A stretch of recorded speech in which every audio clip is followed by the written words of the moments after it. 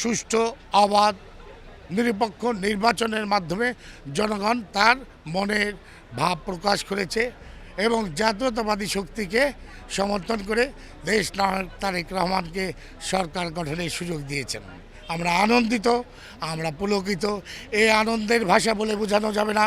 আমরা দীর্ঘ 16 বছর রাজপথে বাড়িঘর ছেড়ে শত শত মামলা খেয়ে হোয়াইট প্লাস প্রো সেনসিটিভ স্কয়ারে মাঠের বাইরেও তো আমরা এভাবে দেশপ্রেম দেখাতে পারি। আমরা হয়তোবা এখনও জীবিত আছি। আমাদের অনেক ভাই হারিয়েছি, গুম খুম নির্যাতন জেল জুলুম। আমরা তাদেরকে শ্রদ্ধা ভরে স্মরণ করি এবং এদেশ ইউরোপ আমেরিকা নয়, এদেশ সোনার বাংলাদেশ তৈরি করবেন দেশ নায়ক তারেক রহমান।